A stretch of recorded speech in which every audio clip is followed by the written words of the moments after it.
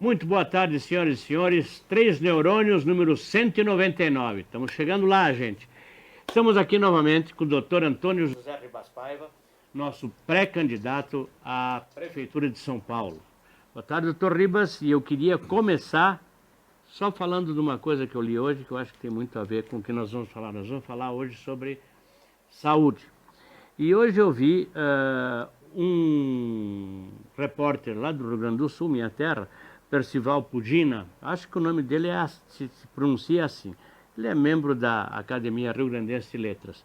Ele escreveu a respeito de um artigo que saiu num jornal aqui da capital, dizendo que se não fosse por Bolsonaro, o vírus transitaria pelo Brasil sem causar vítimas. O artigo dele chama-se A Nação Pede Respeito. A nação pede respeito com relação ao que estão fazendo com o nosso presidente. Então, tudo que acontece de ruim é dele. Mas eu acho que nós temos uma maneira de ajeitar esse troço agora já a partir de novembro. Nosso pré-candidato, estamos trazendo aqui até num serviço de utilidade pública, porque está havendo uma conspiração do silêncio contra ele, que fala-se de um monte de candidatos e não fala no doutor Antônio José Ribas Paiva, que é o único candidato de direita. Então, você que está em casa, você tem uma opção, não precisa votar no menos pior, você agora tem a solução.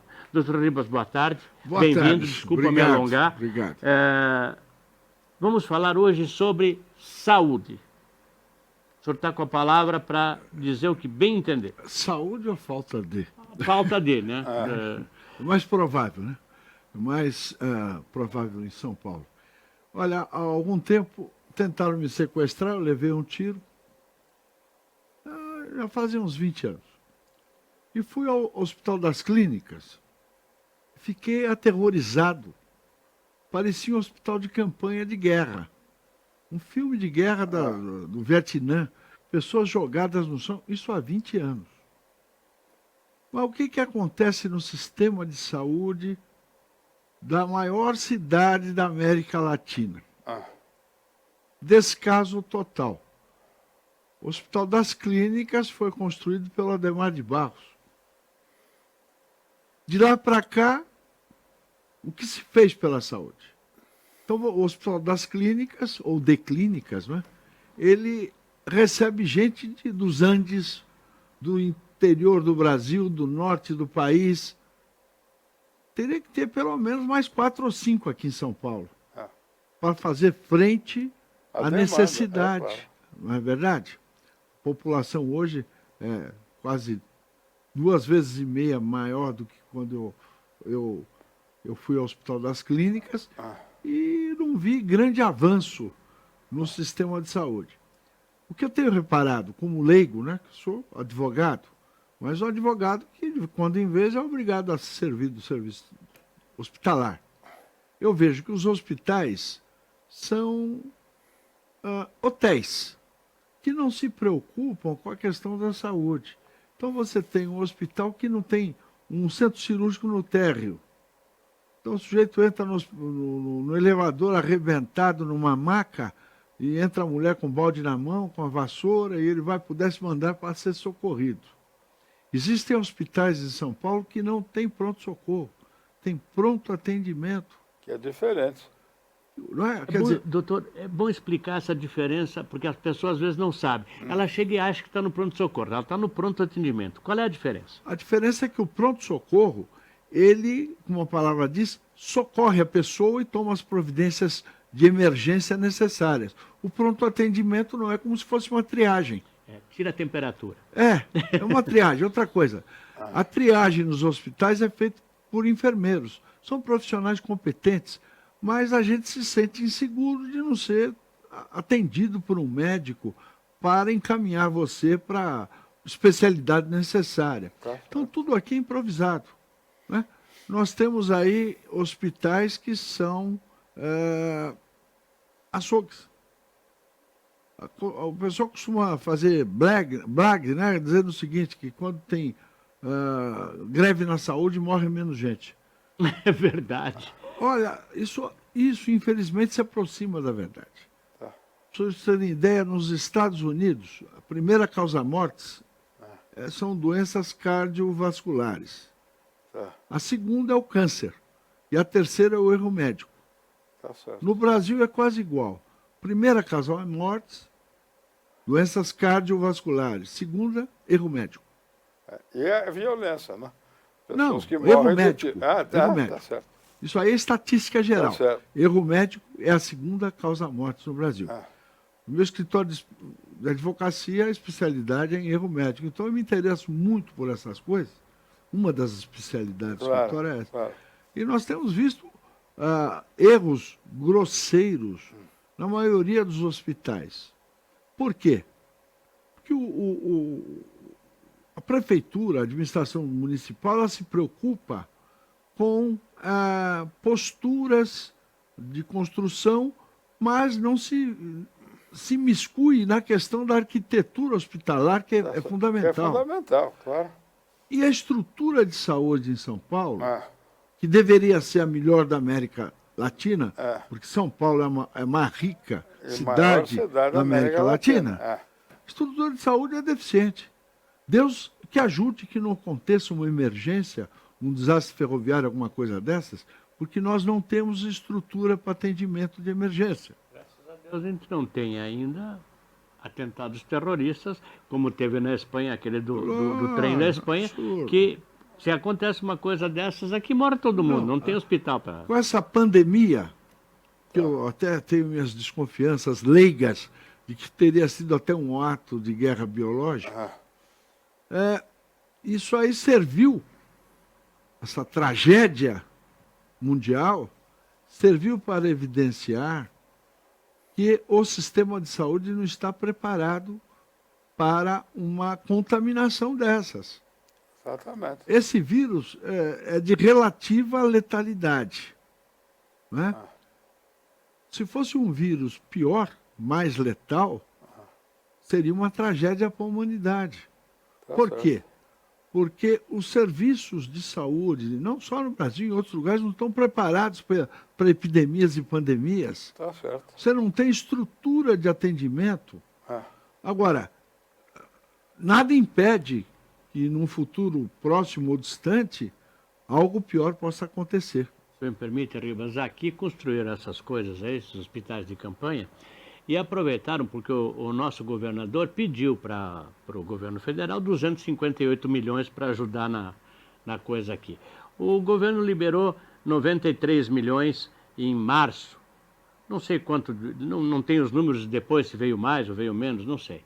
Mas a prefeitura, que é o nosso caso que está em discussão aqui, ele pediu esse dinheiro, ganhou 93 milhões, a prefeitura, e desculpa voltar um tema de uma entrevista passada, gastou 97 milhões, está gastando com aquela beleza de obra no Vale do Anhangabaú, que tem tudo a ver Que com a não tem história... urgência nenhuma. Não tem urgência. E tem nenhuma. a ver também com a história da arquitetura, do arquiteto da arquitetura do hospital. Eu morei no exterior há muito tempo e quando a minha filha do meio, quando nasceu num hospital fora do Brasil, que a arquitetura era do hospital. Foi a primeira vez que eu vi, fiquei chocado. Você entrava, você que estava lá utilizando o serviço do hospital, como se fosse num hotel. Tinha carpete no chão, etc., até entrar no quarto. Toda a circulação de doentes do hospital você não via, saía tudo por outra porta do quarto, ou seja, tinha um hospital dentro do hospital. O hospital para quem visita, para quem vai, e o hospital para quem está no hospital. Então, o deslocamento do quarto para o quirófano, como é que chama? Sala de cirurgia. Sala de cirurgia, ela era toda interna, você não via. Não tinha essa história, que eu já vivi pessoalmente, de chegar no hospital e subir com uma senhora com um balde enorme, assim, de plástico de lixo, e um negócio de lavar o chão, um balde de água com água suja, etc. Tal, junto com o doente, comigo, com todos. Exatamente. Então, veja, nada justifica que São Paulo, com o potencial econômico que tem, seja tão deficiente em matéria hospitalar, de pronto-socorro, de posto de saúde. Isso é um desprezo total pelo cidadão. E hoje há empresas cotadas na Bolsa na área da saúde. Né? Será que elas sabem dessas deficiências dos hospitais que estão comprando. Tem redes que estão comprando vários hospitais. Olha, infelizmente, o objetivo das empresas é faturar, ganhar dinheiro. Claro. Porque nós somos capitalistas, gostamos do lucro. É. Mas o poder público é que tem que fiscalizar isso. É claro, é claro. Porque a ética do capital é o lucro. Exatamente. Mas o que impede que o lucro seja absoluto nas relações humanas são as posturas do Estado. E nós vemos a ausência do Estado. Então você não tem medicação, você não tem estrutura, você não tem condições de internação de pessoas. Nem o pessoal necessário. Nem pessoal necessário. Níveis, E outra coisa, pagam uma miséria o pessoal do hospital. Nem os médicos são bem remunerados. Então, você quando remunera mal, tem um mau serviço. Agora, eu, cidadão, quero um serviço de saúde com profissionais bem remunerados. Eu quero, por exemplo, mudando um pouco de ângulo, eu quero uma polícia bem treinada e bem remunerada para proteger a minha e a minha família. Claro. E você não tem nada disso. Por quê? Porque os políticos, eleitos pelos cartéis, eles exaurem o orçamento da cidade e o povo da cidade mais rica do Brasil e da América Latina tem vida de uma cidade tribal da África. Então, nós temos... orçamento da prefeitura, 69 bilhões. Sim. Só para a saúde são 14 bilhões de reais esse ano. Agora, imagina você. Essa montanha de dinheiro mal empregada, e você tem epidemias na periferia de lepra, de tuberculose resistente. Agora, não se esqueçam as pessoas que acham que estão protegidas disso, porque tem bons seguros-saúde, seus funcionários moram na periferia e são vetores dessas moléstias. Claro. Agora, ninguém pode estar bem numa cidade dividida em favorecidos e desfavorecidos. Então, você veja nas favelas, por exemplo, eles não tiveram a menor condição de isolamento, se é que o isolamento era a medida adequada. Vamos supor que fosse. Como é que você vai garantir o isolamento numa favela, meu Deus? Com a densidade da Paraisópolis, por exemplo. Quer dizer, então nós temos que imediatamente, a administração municipal tem que intervir neste processo e transformar as favelas em bairros. Porque disso depende a saúde pública. Não é? Higiene, saúde, atendimento, socorro. Então, veja, é uma questão mais de polícia do que de administração. Eu queria só fazer uma pequena interrupção aqui, porque quem está nos assistindo, quem está em casa nos vendo, precisa saber algumas coisas. Por exemplo, essa história da cloroquina, que se discute para lá e para cá. Um monte de gente se curou com cloroquina, aquele Davi Wipe, por exemplo, que negava dizer o que tomou para se receitou próprio, nós vimos a receita nós vimos na internet. Então, é o seguinte, tem gente jogando contra. Vocês sabem quem é que está jogando contra. Então, por exemplo, o governo proíbe a distribuição, esconde a cloroquina, esconde o zinco, esconde a ivermectina, que é um troço que dava para os animais, tá? E sem receita. Agora precisa receita. Quem paga isso, doutor Ribas, é o seguinte: se o senhor precisar, o senhor tem. Eu, se precisar, também tenho. Pedrinho também. E muitos de vocês que estão nos assistindo, tem um médico amigo que vai receitar, vai conseguir, consegue aqui, consegue ali. Quem paga é o cara mais desfavorecido. Esse não tem amigo médico, ele não tem o remédio. Então, amigo, você presta atenção no que eu estou dizendo. Em novembro, você vai votar para mudar isso. Se você votar nos que estão aí, vai continuar isso. Exatamente. Vai ficar pior que isso. Cada vez pior que isso. Cada vez pior. Tá? Então, hoje, você não precisa votar no menos pior. Você tem um pré-candidato, que se Deus quiser será candidato, que está falando o que vocês estão ouvindo. E pode cobrar ele, porque ele vai estar aqui com a gente durante todo o mandato, se ele for eleito. Exatamente, é isso aí. Doutor Ribas, continue, por favor. esse é um compromisso, É. não de política, mas de cidadania. Exatamente. E de, Disse Você tudo. e concorda? de caridade Claro. cristã, Mas, né? pelo Porque amor de você Deus, não como é pode que ver eu o posso outro morrer. viver Exatamente. numa cidade É. em que as pessoas estão amontoadas em Paraisópolis, em Heliópolis? É, Não, nós temos que exatamente. intervir e levar Exatamente. todos os melhoramentos para a periferia e as Exatamente. favelas. Porque senão eu não É. eu vou ficar com vergonha de dizer que sou de São Paulo. Vocês viram o compromisso.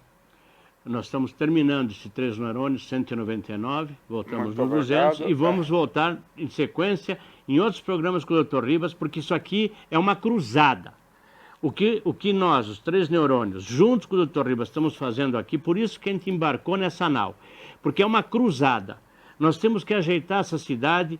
Eu sou gaúcho, me considero paulista, amo essa cidade, e não vou deixar que essa cidade seja tomada pela miséria, pelo descaso. Olha, não tem palavras para dizer o que está acontecendo aqui. Então, olha, está na mão de vocês, está na minha também, na do Pedrinho, na do Dr. Ribas.